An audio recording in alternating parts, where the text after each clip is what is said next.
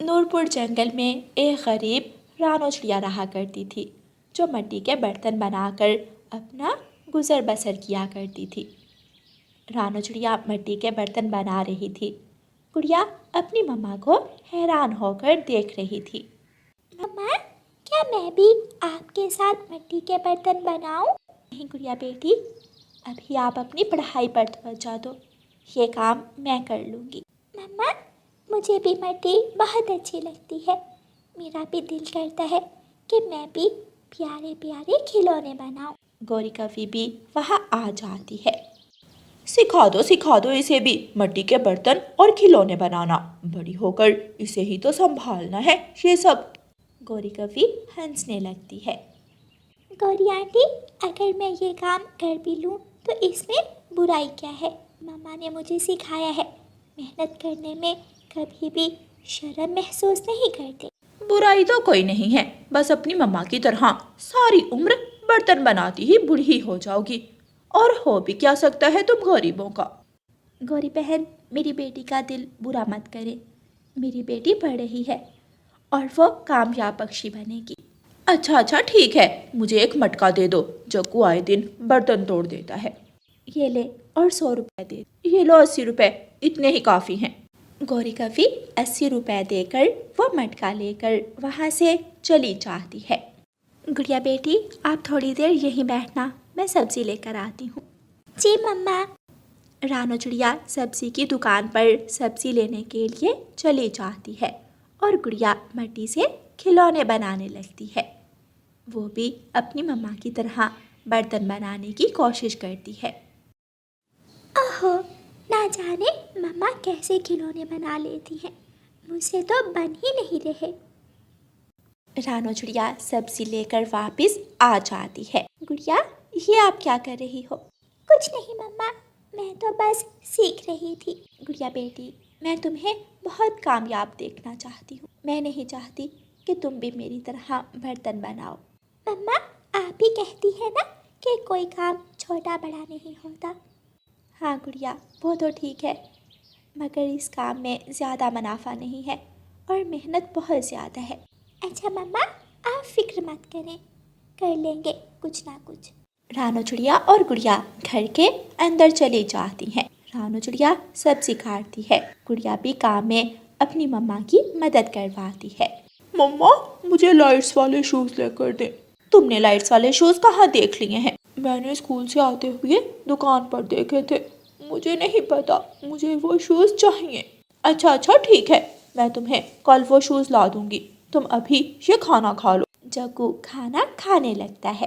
रात हो जाती है। गुड़िया रात के तक पढ़ाई करती है। गुड़िया बेटी, अब सो भी जाओ। जी मम्मा, बस हो गया, आप सो जाएं, मैं भी अभी सो जाऊं। गुड़िया दिन रात मेहनत करती, वो अपने घर के हालात को बदलना चाहती थी।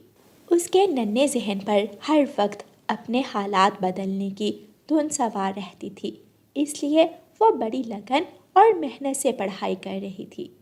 अगली सुबह रानो चिड़िया गुड़िया को उठाती है। गुड़िया बेटी, उठ जाओ, स्कूल के लिए तुम्हें देर हो जाएगी।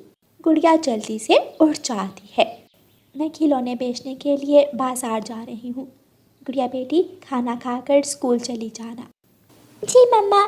मम्मा, आजा बाजार से मेरे लिए चमकीली लेकर आना।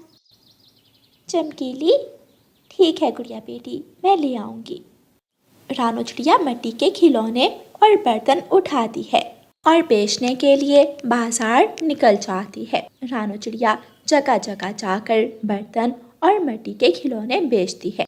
रानो आंटी, मुझे ये वाला खिलौना दे दे। ये लो प्यारे पक्षी। शाम हो जाती है। आज बर्तन तो बहुत कम बिके हैं और खिलौने भी बस 2 ही बिके हैं। मेरी बेटी ने पहली बार मुझसे कुछ मांगा है, मैं उसके लिए चमकीली ले लेती हूँ। रानो चिड़िया दुकान पर जाती है और अपनी बेटी के लिए चमकीली खरीद लेती है। रानो चिड़िया वो चमकीली लेकर अपने घर वापस लौट आती है। गुड़िया चमकीली देखकर बहुत खुश होती है। मिट्ठू तोता वहाँ आता है। रानो बहन, मेरे बेटे का जन्मदिन है, आप भी ज़रूर आना और अपनी बेटी गुड़िया को भी लेकर आना। मैं ज़रूर आऊँगी मिठू अंकल। छोटा मिठू मेरा दोस्त है। ठीक है बेटी, मैं अब चलता हूँ, बाकी सबको भी न्योता देना है। तोता वहाँ से चला जाता है। शाम को सभी पक्षी मिठू तोते के घर जमा हो जाते हैं। सब बारी बारी छोटे मिठू को गिफ्ट देते हैं। रानो, रानो चिड़िया, तुम क्या गिफ्ट लाई हो? मम्मा, मिट्टी का खिलौना होगा, और क्या ला सकती हैं ये गरीब पक्षी। चक्कू बेटा, बड़ों से ऐसे बात नहीं करते। ये लो मिठू, चमकीला खिलौना। वाह, ये कितना सुंदर है। मैंने ऐसा खिलौना आज तक नहीं देखा। ये मैंने खुद तुम्हारे लिए बनाया है। तुम्हें चमकीली और रंग बिरंगी चीज़ें पसंद है ना? शुक्रिया गुड़िया, ये गिफ्ट सब गिफ्ट से ज़्यादा सुंदर है। गौरी कवि शर्मिंदा हो जाती है। गुड़िया, मुझे भी ऐसा खिलौना चाहिए, और मुझे भी। वो खिलौना सब बच्चों को बहुत पसंद आता है। अगले दिन रानो चिड़िया वैसे खिलौने लेकर बाजार जाती है। रानो चिड़िया के सारे खिलौने हाथों हाथ बिक जाते हैं। एक बड़ी दुकान वाला पक्षी रानो चिड़िया से कहता है, रानो बहन, क्या आप ऐसे चमकीले खिलौने बनाकर हमें दे सकती हैं? हम अपनी दुकान पर रखेंगे और आपको आधा मुनाफा देंगे। रानो चिड़िया बहुत खुश होती है। ऐसे रानो चिड़िया का काम बढ़ता गया। अब तो दूसरे जंगल के भी पक्षी रानो चिड़िया से खिलौने लेने आने लगे। मम्मा, अब हम अपने काम के लिए वर्कर्स रखेंगे। हाँ गुड़िया बेटी। रानो चिड़िया कुछ वर्कर्स को काम के लिए अपने साथ रख लेती है। रानो चिड़िया, मुझे भी काम दे दो। मैंने सुना है तुम तनख्वाह बहुत अच्छी देती हो। ठीक है गौरी बहन, आप कल से आ जाया करना।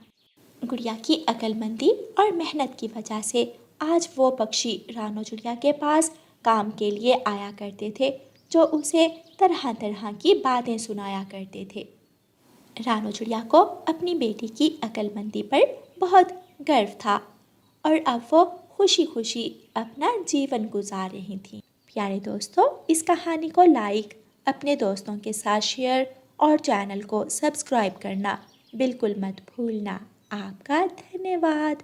रानो चिड़िया की ऐसी कहानियाँ सुनने के लिए YouTube सर्च बार में रानो चिड़िया की कहानी लिखें या फिर ये बटन दबाकर बोलकर कहें रानो चिड़िया की कहानी।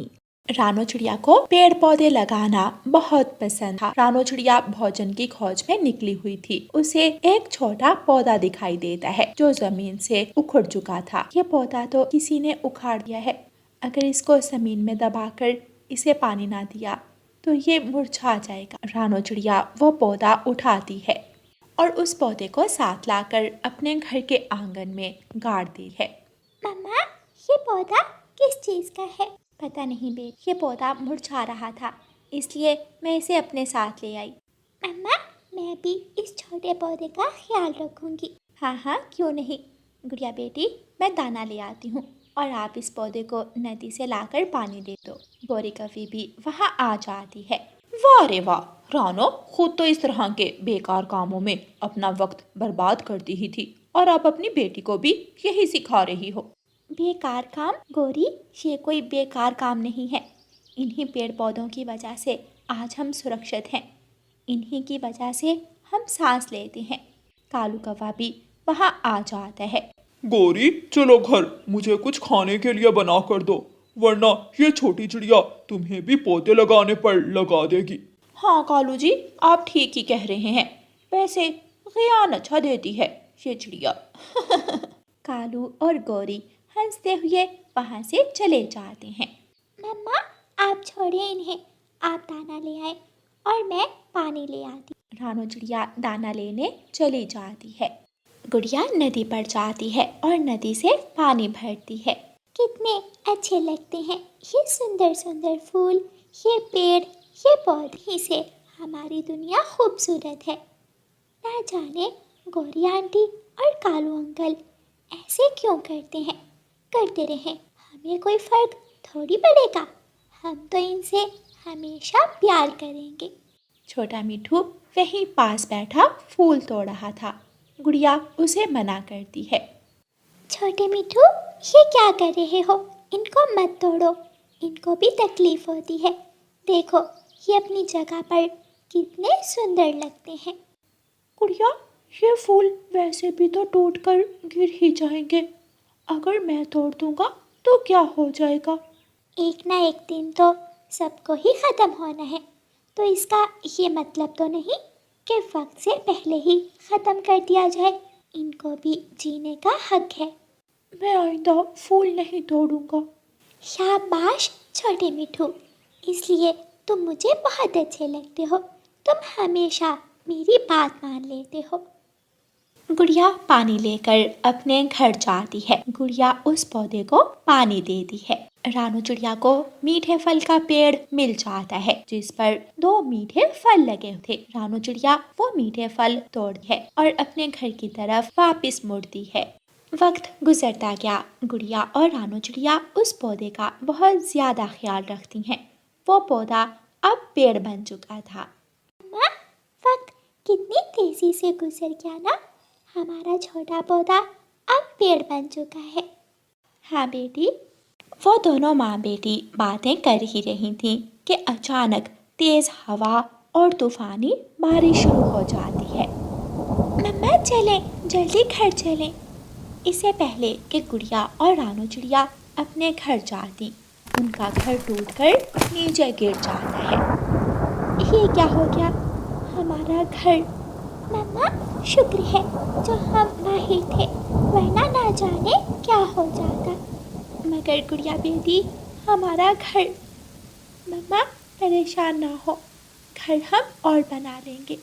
रानू चिड़िया, तुमने सारी उम्र मेरी सेवा की, अब मुझे भी तुम्हारी मदद करने का मौका दो। पेड़, क्या तुम बोल सकते हो? हाँ, मैं बोल सकता हूँ और दूसरों का दर्द भी महसूस कर सकता हूँ। वो पेड़ एक जादुई मंत्र पढ़ता है और एक तेज रोशनी निकलती है और उस पेड़ पर एक बहुत बड़ा सुंदर सा घर बन जाता है। शुक्रिया प्यारे पेड़, तुम बहुत अच्छे हो और हमारे दोस्त भी। Thank you. ऐसा कहकर रानू चिड़िया और गुड़िया उस घर के अंदर चले जाते हैं। सुबह हो जाती है और बारिश भी अब रुक चुकी थी। कालू जी, ये क्या इतना सुंदर घर इस गरीब चिड़िया के पास रातों रात कहाँ से आ गया? सुंदर है ना हमारा घर, देखते के देखते ही रह गए। गुड़िया, गुड़िया बेटी, ये घर आया कहाँ से? जादू, जादू से आया है ये घर। विश्वास नहीं आ रहा है ना? मैं ये घर इस पेड़ ने दिया है। ये भी हमारी फैमिली मेंबर की तरह है, मेरे लिए मेरे भाई के जैसा है। इस पेड़ ने हमारी रक्षा की और हमारी मदद की। पेड़ पेड़, हमें भी एक सुंदर घर बना दो। कालू अंकल, ये पेड़ सबकी मदद नहीं करता, ये सिर्फ हमारा पेड़ है। ये अच्छे और सच्चे पक्षियों की ही मदद करता है। गौरी और कालू कौवा जलते हुए वहाँ से चले जाते हैं। गुड़िया बेटी, कौन था बाहर? किससे बातें कर रही थी? कोई नहीं मम्मा, बस कौवे आए थे घर देखने। मैं उस छोटी चिड़िया के घर को आग लगा दूंगा, आग। दिल तो मेरा भी यही कर रहा है। फिर गौरी और कालू मिलकर एक प्लान बनाते हैं। हाँ कालू जी, हम ऐसा ही करेंगे। फिर देखूंगी मैं उस छोटी मिर्ची की शौखियाँ कैसे बोल रही थी। रात हो जाती है। कालू कौवा रानू चिड़िया के घर के पास आग जला देता है। हवा उस तरफ की है, अब ये पेड़ भी जलेगा और रानू चिड़िया का घर भी, और हमारा नाम भी नहीं आएगा। चलो कालू जी, अब भागो यहाँ से। आग जलाकर वो दोनों कौवे वहाँ से चले जाते हैं और अपने घर जाकर सो जाते हैं। वो जादुई पेड़ हवा का रुख बदल देता है और वो आग कालू कौवे के घर की तरफ चली जाती है। आग भरते भरते कालू कौवे के घर को लग जाती है। सब पक्षी अपने अपने घरों से निकल आते हैं। आग, आग! सब अपने अपने घरों से पानी लाओ। हाय कालू जी, आग! ये तो हमारे घर को ही लग गई। सच ही कहते हैं, ये हवाएं किसी की सगी नहीं होती। हमने चिड़िया का घर जलाना चाहा और हमारा घर ही जल गया। हाय मेरा पंख, मेरी पूंछ। गौरी, तुम्हारी पूंछ को भी आग लग गई है। सब पक्षी कौवों के घर पर पानी डालकर आग बुझाते हैं और गौरी और कालू कौवे को घर से बाहर निकालते हैं। गौरी और कालू रो रहे थे और अपने घर को देख रहे थे। प्यारे दोस्तों, इस कहानी से हमें सीख मिलती है कि जो किसी का बुरा करता है अंत में उसका अपना ही बुरा होता है। और प्यारे दोस्तों, इस कहानी को लाइक, अपने दोस्तों के साथ शेयर और चैनल को सब्सक्राइब करना बिल्कुल मत भूलना। आपका धन्यवाद।